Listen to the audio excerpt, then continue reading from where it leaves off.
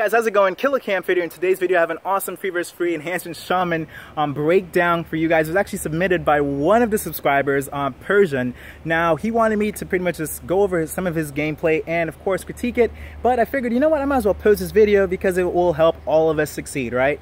Now unfortunately during this recording there was actually a hurricane going on because yeah, I am in Florida and Hurricane Irma was hitting, and I wasn't actually going to originally just like redo the entire recording, but then at the same time I thought to myself, you know what, I'm a shaman recording a video in a hurricane. That's pretty freaking cool. So I kept it, whatever. So you will see my lights flickering on and off, and you will hear some like hurricane force winds outside, which is pretty cool. I think it adds like some ambience to the entire video, I guess. But let's get into the footage, all right? All right, guys. So fellow enhancement shaman Persian actually sent me this awesome free footage. He wanted me to give him my personal feedback on it, just so he can increase his placement in arenas. Now currently he's at around a 1700 MMR, but we're gonna get this boy to 1900 to 2K. All right, let's get him that 2K achievement. Fuck that. Let's get him 2K. All right, guys.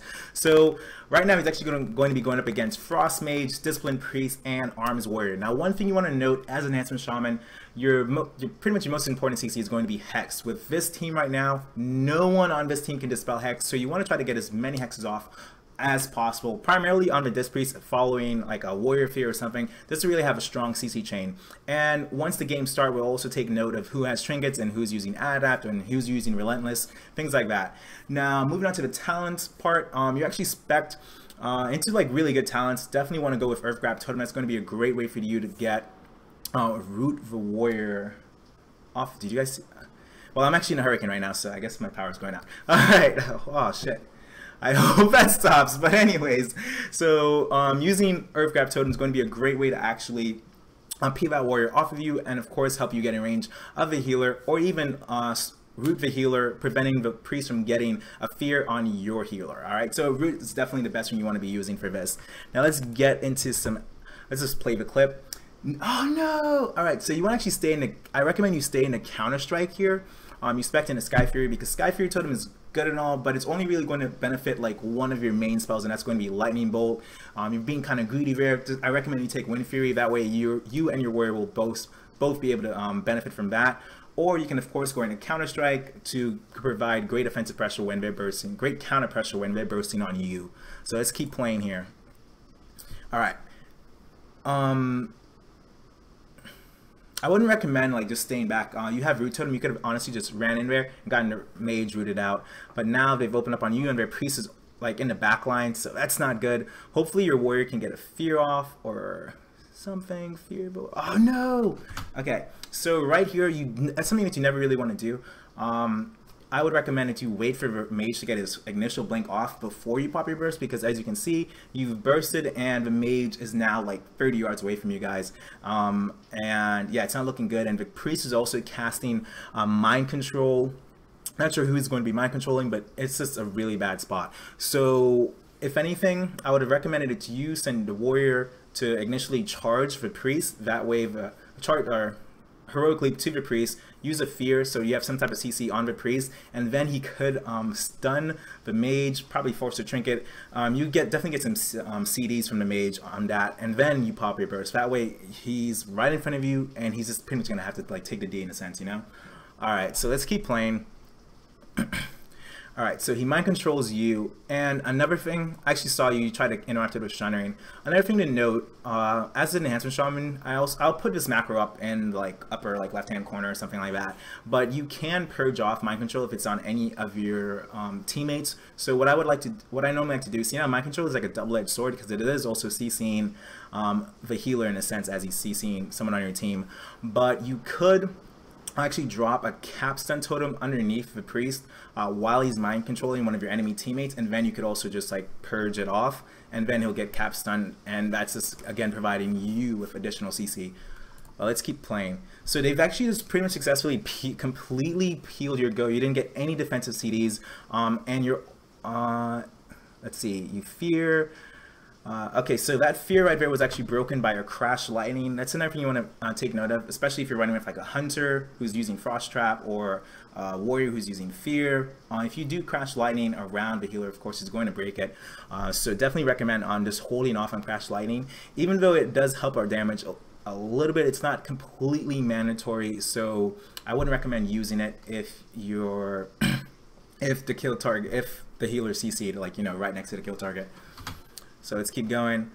But so far they've pretty much just peeled most of your goes. I think it's just, you're just like not really lining up things. And again, your warrior actually just stunned the healer here, and both of you guys weren't in range, so you didn't really get to take advantage of that. So you guys are like doing CCs, but like you're just sporadically CCing. So definitely do recommend that you try to like line up your CCs. So do like a warrior fear, a hex following that, a stun following that, and then you have a druid so you can get clones, things like that, you know? If you're just randomly CCing, it makes it really easy for them to just like easily recover, you know? So let's keep going here. Yeah, the priest seems to be like running in like for a fear. If you ever see, yeah, I knew it. He was going in for a fear. If you ever see the priest like dashing towards your healer, you know he's going in for a fear. So if you have a root totem or anything like that, you could like slow him, even dropping our earthbind totem. This is something to like prevent that healer from getting feared. And you also do have a druid on your team, so your druid should have easily been able to like really just outmaneuver the priest. But it's all right. We're gonna learn from this, guys. We're gonna learn from this. And I also do recommend that you set your focus to the mage, because the mage, like, polys is what's going to really just ruin everything for you. So stopping polys is like the most important thing. And you can of course just keep purging off like the shields. It doesn't really look like you're using purge that much. So be sure to purge off the priest shields on the mage, especially on clarity of will. Dun, dun, dun. Yeah, you have to stop those polys. That's what's like really hurting you. If you stop the polys, they're not really gonna have much for you, and you can just consistently keep rooting the warrior off of you. It looks like you guys are shifting onto the warrior here. Don't really recommend going onto the warrior in this comp. Like, it's not, warriors are just like really tanky. The main thing that you want to kill is definitely going to be the priest. Like, yeah, definitely want to go on the mage, man. Yeah, I mean the main thing that you're gonna kill is mage. And you're dipping really low. No, don't die, fam. Don't die. All right. Yeah, and again, you just keep letting this priest get fears on you. It's not good. Not good. You guys are like falling behind. Dun-dun-dun. And if anything, if you do decide to try to switch off onto the warrior, at least try to get a hex on the mage. That way you don't have to worry about getting peeled by polys, because right now you guys are just like really falling behind. Yeah, honestly, this going on the warriors is like all bad. I think, yeah, you definitely just have to stay on the mage, man. And you're gonna die, no, fam. Yeah, staying on the mage is definitely key. So what we can take away from this, set focus to the mage. That way you can stop the polys. It looks like you're trying to get a hex. It's good. He mended it. You should have just gotten a re right there, honestly. Should have just kept, just try to cast it again. You would have gotten it for sure. And you guys are switching back onto the mage. But again, right here, you're kind of greedy with CDs. You just popped Lust. Your warrior was nowhere near you, so only you really got to benefit with bursting on the mage. So that's not good. And then you switch back off onto the warrior. Not good. Not good. Definitely you have to go on that mage, man. Your healers is getting consistently polyed. So if each of those polys is just like, you're just gonna keep falling behind. The hex, yes, you get the hex on the priest. See, so right here you hex the priest, but you were chasing the warrior. So like by the time you got to the warrior, the hex is like already over. So you should have just like stayed on the mage, right, in that situation. All right, now you're finally getting back on the mage. See, your warrior stunned the mage, but you guys were nowhere near him. That's the only thing that's really holding you guys back. Yeah, so. Yeah, main takeaway, just make sure you have some follow-up CC on the priest, and just set the mage to your focus, because he's the one that's landing the polys and is just like having a bad day. It's just a bad day for your healer, and you guys just keep falling behind. And you have root totems, so be sure to use that root to root the warrior off you, and don't really switch off onto him too much, and just keep going after the mage. And yeah, and make note of like what can actually dispel hexes. On this team, there's no one, on the opposing team, no one can dispel your hex. So if you land a hex on a priest, he's sitting it, or he's going to have to trinket. And then your warrior can of course foil that up with a fear, a stun. Your druid can clone. There's just so many ways that you can control that priest. that this team shouldn't really give you too much trouble. Alright, so now we're at Blade's Edge Arena, and you're going to be going up against Unholy DK, Balance Druid, and Restoration Shaman. So some key things to note about this team, they have clones and they have Hex Dispels. Now with clones, you're definitely going to want to set the Druid to your focus when you're going up against this team, because they'll pretty much just be able to counter your go with just spamming clones. So you being able to cancel out those clones with Wind Shear would be amazing. And because again of the Hex Dispels that this team does have, it's also really good to actually spec into Voodoo Totem. I'm actually going to run through the best talent build for this. Let me actually backtrack it slightly. Sorry about that, guys. Alright, so with this, you can actually spec into, you can actually take Static Cling as well. Let me actually play this a little bit. Okay, yeah, so you get Static Cling, awesome.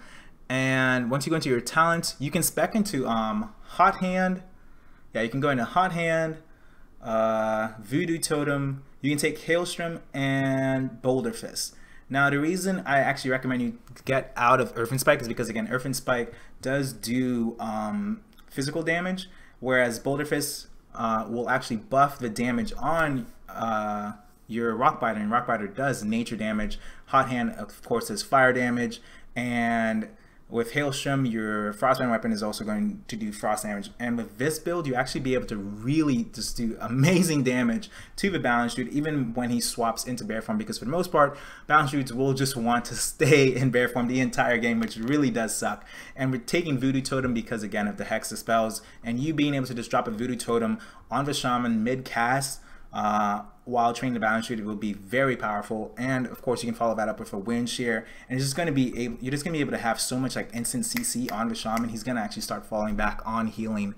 Let's actually play the clips now. Let's get into the game. Actually, I'm going to fast forward just a little bit more. Sorry about that. All right, so we're getting in. The Warrior has already initiating. Hell yeah, Warrior. So you don't really want to pop any bursts here because the Shaman just popped his Earthen Ring. The Druid just kited out of it. Good Fury by the Warrior. So you're hopping on the Boomkin, doing some pew damage. Freaking awesome. Great job. And you didn't break the CC. The Warrior followed that up with a stun. Looking freaking good job, guys. Good job.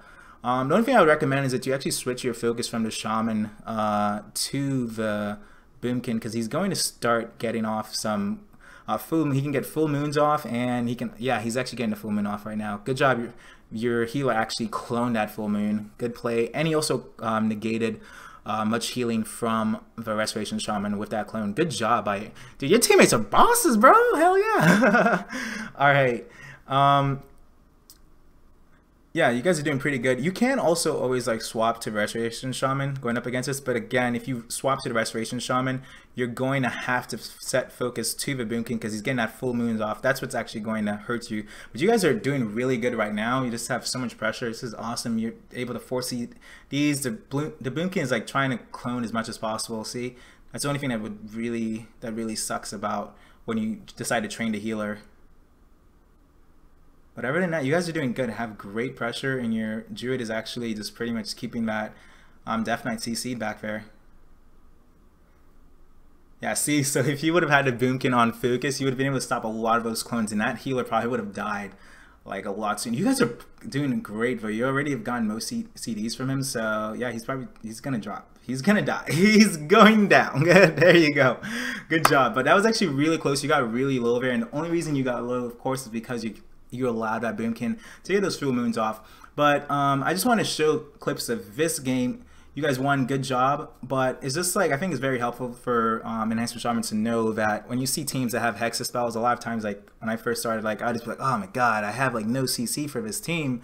So you having the Voodoo Totem, it's actually really good, because even though they walk out of it, it stops them for like 2 or 3 seconds, you know, and you being able to stop them from casting for 2 to 3 seconds is actually pretty significant in the grand schemes of things, especially when you're running in comps like Turbo that have so much burst potential, like 3 seconds, and you're able to land a kill.